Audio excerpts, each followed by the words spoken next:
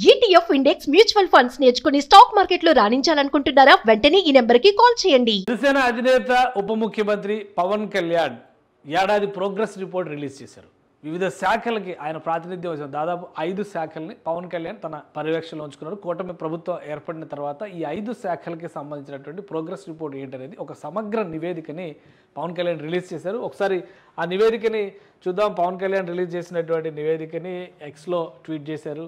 గత ఏడాది కాలంగా చేసినటువంటి ఆంధ్రప్రదేశ్ రాష్ట్ర ఉప ముఖ్యమంత్రిగా పంచాయతీరాజ్, గ్రామీణాభివృద్ధి, గ్రామీణ నీటి సరఫరా, అలానే పర్యావరణ, అటవీ, సైన్స్, టెక్నాలజీ ఈ శాఖలన్నీ కూడా ఇప్పుడు పవన్ కళ్యాణ్ గారి చేతిలో ఉన్నటువంటి శాఖలు. వాటి పేర్లన్నీ కూడా ఇక్కడ మెన్షన్ చేశారు. బాధ్యతలు చేపట్టి నేటికి సంవత్సరం, ఈ సంవత్సర కాల నివేదికని ఆయన ఇవాళ రిలీజ్ చేశారు. పూర్తయిన సందర్భంగా ఎన్డీఏ కూటమి ప్రభుత్వంపై పెట్టుకున్న నమ్మకాన్ని నిజం చేస్తూ గత సంవత్సర కాలంలో శాఖల వారీగా చేపట్టిన అభివృద్ధి కార్యక్రమాల వివరాలను ప్రజలతో పంచుకోవాలని, ప్రభుత్వంలో పారదర్శకత, జవాబుదారీతనం ఉండాలనే ఉద్దేశంతో సమగ్ర అభివృద్ధి నివేదిక విడుదల చేస్తున్నాము. ప్రజలందరూ ఈ నివేదిక ద్వారా జరిగిన అభివృద్ధి కార్యక్రమాల వివరాలు తెలుసుకుంటారని ఆశిస్తూ రానున్న రోజుల్లో మరింత బాధ్యతగా భవిష్యత్తుని దృష్టిలో ఉంచుకుని గౌరవ ప్రధానమంత్రి శ్రీ నరేంద్ర మోడీ గారి మార్గదర్శకత్వంలో, గౌరవ ముఖ్యమంత్రి శ్రీ నారా చంద్రబాబు నాయుడు గారి నేతృత్వంలో ఉప ముఖ్యమంత్రి పవన్ కళ్యాణ్ నిబద్ధతతో ఎన్డీఏ ప్రభుత్వ సంక్షేమాభివృద్ధి లక్ష్యంగా కూటమి ప్రభుత్వం పనిచేయనుంది. సో చాలా ఇంట్రెస్టింగ్గా రాశారు. నాయకత్వాన్ని గౌరవిస్తూ అభివృద్ధి నివేదికను సమర్పిస్తూ ప్రజల ఆశీర్వాదాలు కోరుతూ పవన్ కళ్యాణ్ గారు రాసినటువంటి నివేదిక ఇది. సో ఈ నివేదికలో ఏమేమి అంశాలు ఉన్నాయో ఒకసారి అవి కూడా మనం పరిశీలిద్దాము. ఇందులో వివిధ శాఖలు, అంటే ఆయన చూస్తున్నటువంటి అన్ని శాఖలకి సంబంధించి పార్ట్స్గా రిలీజ్ చేశారు డేటా మొత్తం కూడా. సో ఇది సుపరిపాలనకు ఏడాది సమగ్ర అభివృద్ధి నివేదిక 2024-25.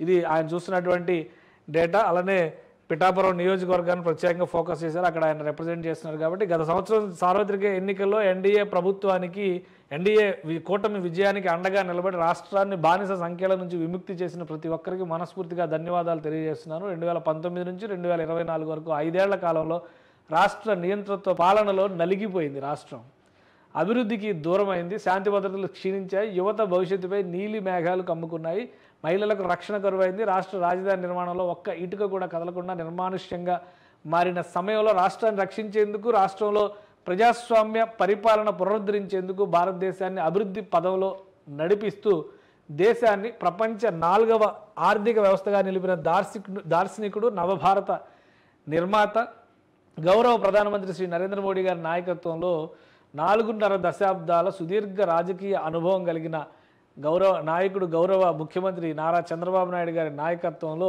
ప్రజల పక్షాన ఎల్లవేళలా నిలబడి పోరాడే మన సమిష్టి సహకారంతో ఎన్డీఏ కూటమి 164 అసెంబ్లీ సీట్లు గెలిచి 94% స్ట్రైక్ రేట్తో చారిత్రక విజయం సాధించింది. ఇంతటి గెలుపును అందించిన ప్రజలకు ఇచ్చిన హామీలను అమలు చేసేందుకు, మళ్లీ రాష్ట్రాన్ని అభివృద్ధి బాట పట్టించేందుకు కూటమి ప్రభుత్వం చిత్తశుద్ధితో అహర్నిశలు కృషి చేస్తూ సంవత్సర కాలంలోనే గత 5 ఏళ్లలో జరగని అభివృద్ధిని చేసి చూపిస్తూ ప్రజల్లోనే కాకుండా పెట్టుబడిదారుల్లో విశ్వాసాన్ని నింపడానికి కృషి చేశాము. సో మొత్తం స్టేట్ గవర్నమెంట్కి సంబంధించిన ప్రోగ్రెస్ రిపోర్ట్ లాగా ఉంది. దీని ఇంట్రడక్షన్ అంతా కూడా పవన్ కళ్యాణ్ గారు రాసినటువంటి ఇది చూస్తే కనుక మొత్తం అన్ని శాఖల్ని, ఆయనకు సంబంధించిన శాఖల్ని వివరిస్తూనే ఉన్నారు. అలానే మొత్తానికి ఇంట్రడక్షన్గా మొత్తం ఈ ఏడాది కాలంలో జరిగినటువంటి అభివృద్ధి, గత 5 ఏళ్లలో కుంటుపడిన అభివృద్ధిని మళ్ళీ ఏడాదిలోనే పునరుజ్జీవింప చేయగలిగామని ఘంటాపదంగా ధీమాగా పవన్ కళ్యాణ్ చెప్తున్నారు. సో అలానే స్వర్ణాంధ్ర 2047 సాధించే దిశగా ఆంధ్రప్రదేశ్ అడుగులు వేస్తుంది. రాజకీయాల్లో, ప్రభుత్వంలో పారదర్శకత, జవాబుదారీతనం ఉండాలని నిరంతరం పరితపించే నేను గత సంవత్సర కాలంలో చేపట్టిన శాఖల ద్వారా చేసిన అభివృద్ధి, సాధించిన విజయాలను ప్రజలందరి ముందు ఉంచడం నా నైతిక బాధ్యతగా భావిస్తూ అధికార బాధ్యతలు స్వీకరించి సంవత్సరం అయిన సందర్భంగా ఈరోజు మీ ముందుకు తీసుకొస్తున్నాను. అంటే ప్రజలు ఓటేసి ఎన్నుకున్నది జూన్ 4వ తేదీన రిజల్ట్ వచ్చింది. సో అప్పుడు ఎవరు విన్నర్ అనే విషయం తెలిసిపోయింది. ఆంధ్రప్రదేశ్ గద్దె పైన ఎవరు కూర్చోబోతున్నారు అనేది తెలిసిపోయింది. అయితే జూన్ 12వ తేదీన ప్రమాణ స్వీకారాలు జరిగినాయి. అందరూ కూడా ముఖ్యమంత్రి, ప్రధానమంత్రి ఆధ్వర్యంలో ముఖ్యమంత్రి, ఉప ముఖ్యమంత్రి, ఇతర క్యాబినెట్ మంత్రులు అందరూ కూడా ప్రమాణ స్వీకారాలు చేశారు. కానీ పవన్ కళ్యాణ్ గారు తన బాధ్యతలు స్వీకరించింది 19వ తేదీన. గత ఏడాది 19వ తేదీ, అంటే జూన్ 19వ తేదీ. ఎందుకంటే ఏడాది అయిపోయింది కదా, సెలబ్రేషన్స్ అయిపోయినాయి కదా, మళ్ళీ ఇప్పుడేంటి ఇంత లేట్గా రిపోర్ట్ రిలీజ్ చేస్తారంటే అని క్లారిటీ అనమాట. దానికోసం ఇస్తున్న క్లారిటీ ఇది. సో అందుకనే ఆయన బాధ్యతలు స్వీకరించిన రోజు ఈ నివేదికను సమర్పించారు. పంచాయతీరాజ్, గ్రామీణాభివృద్ధి, గ్రామీణ నీటి సరఫరా శాఖ, అలానే పర్యావరణ, అటవీ, సైన్స్ అండ్ టెక్నాలజీ శాఖల ద్వారా చేపట్టిన అభివృద్ధి కార్యక్రమాలను సమగ్ర నివేదికను ప్రజలందరూ నిశితంగా పరిశీలించి ఎన్డీఏ ప్రభుత్వం చేస్తున్న అభివృద్ధి కార్యక్రమాలను మీరు పెట్టుకున్న నమ్మకాన్ని నిజం చేయాలనే మా సంకల్పాన్ని గుర్తిస్తారని ఆశిస్తున్నాను. రానున్న 4 ఏళ్ల కాలంలో ఇంతకు రెట్టింపు అభివృద్ధి చేపట్టి రాష్ట్రాన్ని అభివృద్ధికి కేర్ ఆఫ్ అడ్రస్గా మార్చి దేశంలోనే అగ్రగామిగా తీర్చిదిద్దేందుకు మాట ఇస్తున్నాను. అలానే ఈ సందర్భంగా రాష్ట్ర అభివృద్ధికి అన్ని రకాలుగా సహాయ సహకారాలు అందిస్తున్న గౌరవ ప్రధానమంత్రి నరేంద్ర మోడీ గారి నేతృత్వంలో కేంద్ర ప్రభుత్వానికి కేంద్ర పంచాయతీరాజ్ శాఖ, గ్రామీణాభివృద్ధి శాఖ, జలశక్తి శాఖ, పర్యావరణ శాఖ, శాస్త్ర సాంకేతిక శాఖ, అలాగే ఇతర శాఖల మంత్రులకు, అధికారులకు మనస్ఫూర్తిగా ధన్యవాదాలు తెలియజేస్తున్నాను. అలాగే రాష్ట్రంలో కూటమి ప్రభుత్వం చేపట్టిన ప్రతి కార్యక్రమాన్ని ప్రజలకు చేరవేసేందుకు కృషి చేస్తున్న ఉన్నతాధికారుల నుంచి క్షేత్రస్థాయి సిబ్బంది వరకు ప్రతి ఒక్కరిని మనస్ఫూర్తిగా అభినందిస్తున్నాను. జై ఆంధ్ర, జై హింద్. ఇది పవన్ కళ్యాణ్ గారు ఇచ్చినటువంటి ప్రోగ్రెస్ రిపోర్టు ఇంట్రడక్షన్ ఇది. సో ఇందులో చాలా అంశాలు ఉన్నాయి. ఇది ఇంట్రెస్ట్ ఉన్నవాళ్ళు చూడొచ్చు, ఎందుకంటే అది పబ్లిక్ డొమైన్లో ఆయన పెట్టారు కాబట్టి.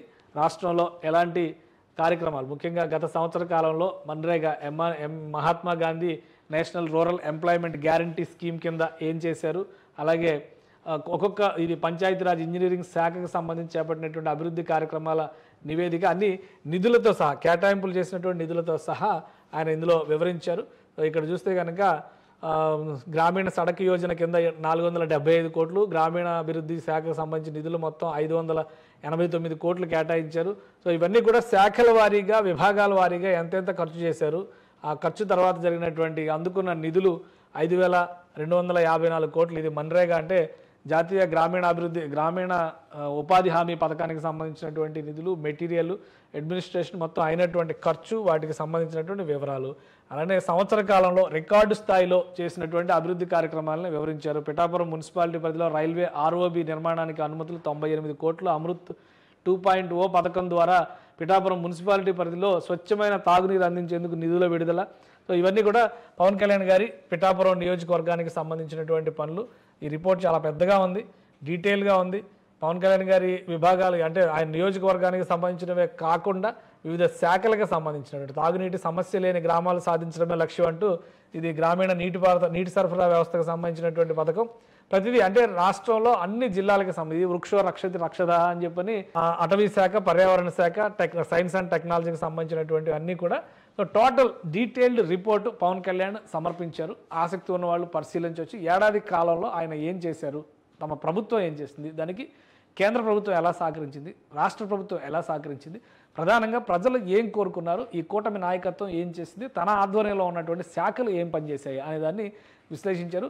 సో ఇదొక మంచి సంప్రదాయంగా మనం చూడాల్సి ఉంటుంది. పవన్ కళ్యాణ్ గారు అధికారంలోకి రాకముందర పదే ఒక మాట చెప్తా ఉండేవాళ్ళు, సోషల్ ఆడిట్. ప్రభుత్వం ఇస్తున్నది ఎంత, ఖర్చు పెడుతున్నది ఎంత, అందులో ప్రజలకి లబ్ధి చేకూరుతున్నది ఎంత, దీని గురించి ఎప్పుడు మాట్లాడుతూ ఉండేవాళ్ళు. ఒక విధంగా ఇది సోషల్ ఆడిట్ రిపోర్ట్ లాంటి దాని కింద మనం చూడాల్సి ఉంటుంది. ఏ పథకాల్లో ఏ పథకాల కింద ఏ శాఖల వారీగా ఎంతెంత ఖర్చు పెట్టారనేటువంటి వివరాలన్నీ ఇందులో పెట్టారు. ఇదంతా కూడా ఏడాది కాలంలో చేసినటువంటి ప్రోగ్రెస్ రిపోర్టు. రాబోయే 4 సంవత్సరాల్లో ఇంతకు రెట్టింపు ఉంటుందని చెప్పని హామీ ఇస్తున్నారు. అభివృద్ధి పదంలో ఆంధ్రప్రదేశ్ని నంబర్ 1గా నిలపడమే లక్ష్యం తమ ప్రభుత్వానికి అని చెప్పని ఆయన చెప్తున్నారు. కూటమి ప్రభుత్వం అటు డబుల్ ఇంజిన్ సర్కార్ అని పదే చెప్తున్నారు ఢిల్లీలో. ఇలా రాష్ట్రంలో ఉన్నటువంటి కూటమి సర్కార్ సమన్వయంతో రాబోయే రోజుల్లో ఆంధ్రప్రదేశ్ని ప్రగతి పదంలో నడిపిస్తుందని ఏపీ డిప్యూటీ సీఎం హామీ ఇస్తున్నారు.